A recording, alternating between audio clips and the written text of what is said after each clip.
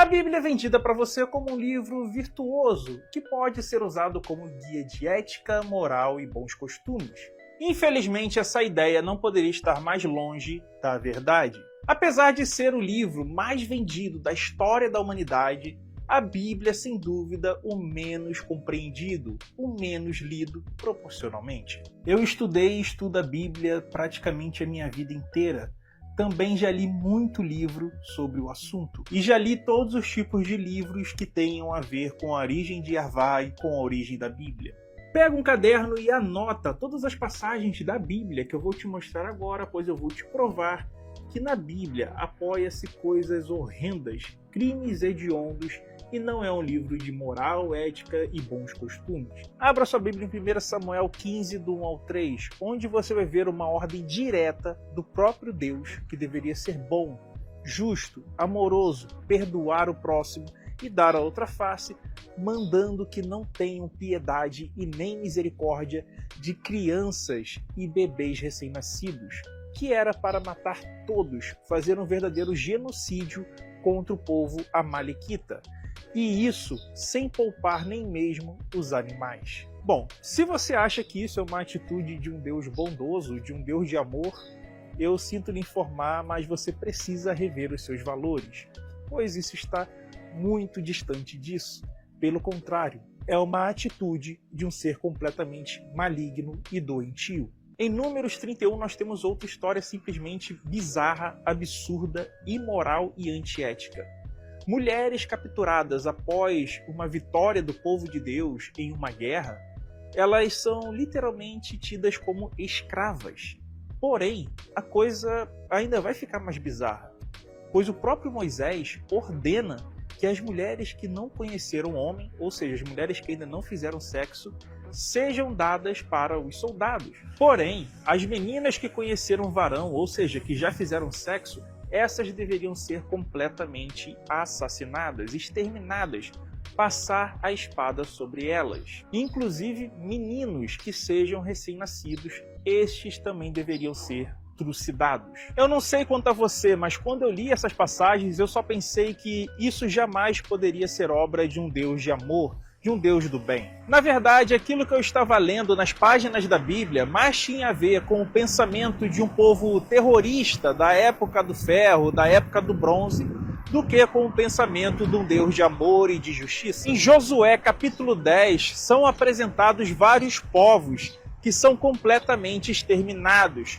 Povos em que Deus manda que seja cometido genocídio. A própria conquista da cidade de Jericó, que é muito celebrada nas igrejas Brasil e mundo afora, é um ato de genocídio.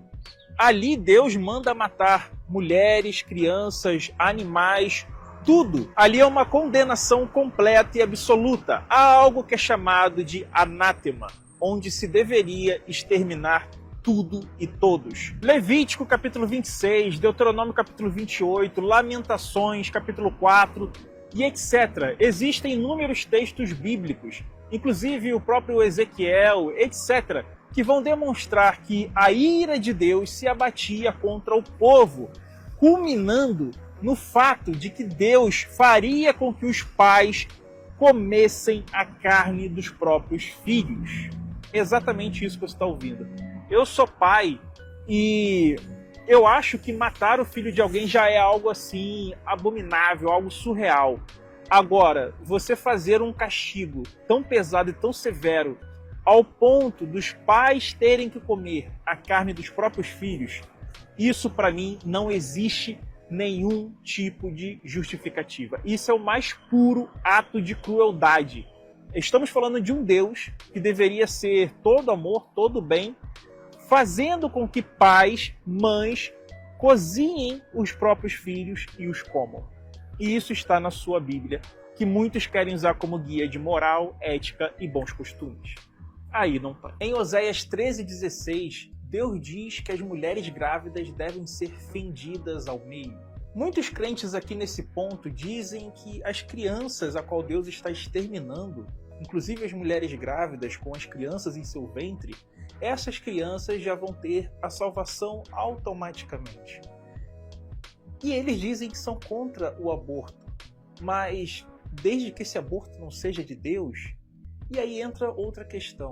Uma mãe que queira garantir a salvação para o seu filho e aborte, ela sendo cristã, ela está se sacrificando e o filho dela está sendo salvo? Então o sacrifício dessa mãe é maior do que o de Jesus? Então olha o tipo de complicação que a gente entra se a gente adotar esse tipo de raciocínio doentio. Eu abri aqui a Bíblia em Isaías capítulo 13, versículo 16, e eu quero ler para você o seguinte: suas crianças serão despedaçadas diante dos seus olhos. Ou seja, as pessoas, os pais, estariam vendo os próprios filhos serem despedaçados. Isso aqui é o próprio Deus suscitando a destruição, a morte, a sanguinolência contra as crianças na frente dos pais, sem perdão, sem misericórdia. Mas calma que não acabou não. Suas casas serão saqueadas e suas mulheres serão violadas. Ou seja, aqui está falando de captura de mulheres que serão estupradas na frente dos homens, na frente dos soldados, na frente dos cidadãos. Então, crianças despedaçadas e mulheres estupradas, é isso que a Bíblia ensina. Ai, Antônio, mas existe Jesus, né? O Novo Testamento. Vai lá ler, garoto. Lê lá o Novo Testamento. Vê se você encontra esse tipo de coisa lá. Infelizmente, nós também temos esse tipo de passagem absurda no Novo Testamento também. Abra aí Lucas capítulo 21, a partir do versículo 22, que você vai ver o seguinte, ó. Porque esses dias serão dias de vingança. Ou seja, o próprio Deus vai se vingar, assim como lá em 1 Samuel 15, do 1 ao 3, né? Vai se vingar do povo, tá? Quando se cumprirá tudo que está escrito. Ah, que dolorosos serão esses dias para as grávidas e para as que estiverem amamentando. Ou seja, as mulheres grávidas serão exterminadas e as crianças recém-nascidas, assim como na Bíblia hebraica, também serão destruídas. Grande aflição haverá na terra. A terra aqui é território, tá? É o povo. E ira contra este povo. Que povo ele está se referindo? O próprio povo judeu. Então aqui é o próprio Jesus falando sobre a ira de Deus, a vingança de Deus contra o povo judeu. Cairão ao fio da espada, serão levados cativos para todas as nações, e Jerusalém será pisada pelos gentios. Eu não preciso dizer mais nada, o texto é claro. Então Jesus estava suscitando que mulheres grávidas, crianças, sofreriam a vingança de Deus, um Deus de amor que se vinga do povo, que se vinga das pessoas, inclusive mulheres e crianças, e mulheres grávidas.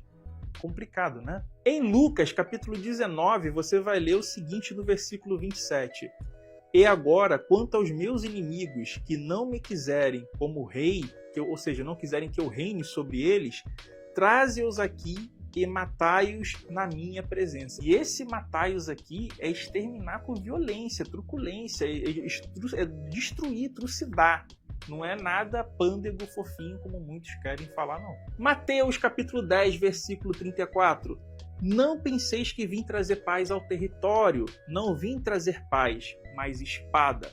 Ou seja, o contrário da paz é a guerra. Jesus está falando que ele veio trazer guerra para o povo, trazer guerra para o território. Então não tem essa de que Jesus é bonzinho, Jesus é de amor, nada disso. Ele diz que aqueles que não crerem nele vão queimar na caldeira de fogo, vai ter enxofre e ranger de dente.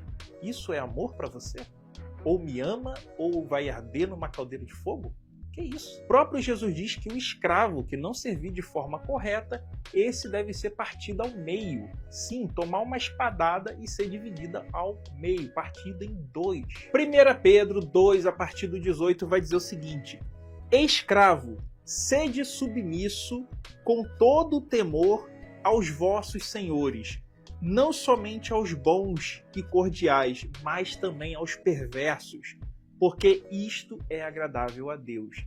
Então, claramente, uma passagem no Novo Testamento apoiando e endossando a escravidão. Efésios 6, a partir do 5, vai dizer o seguinte: vós, escravos, obedecei aos vossos senhores segundo a carne, com temor e tremor, na sinceridade do vosso coração, como a Cristo, não servindo à vista como para agradar aos homens, mas como servos de Cristo, fazendo de coração a vontade de Deus, servindo de boa vontade como ao Senhor e não como aos homens, sabendo que cada um, se fizer alguma coisa boa, receberá isso outra vez do Senhor, seja escravo, seja livre. Então o que acontece? O próprio Paulo está ensinando a como você ser um bom escravo. Então isso aqui é um livro de políticos, de terroristas,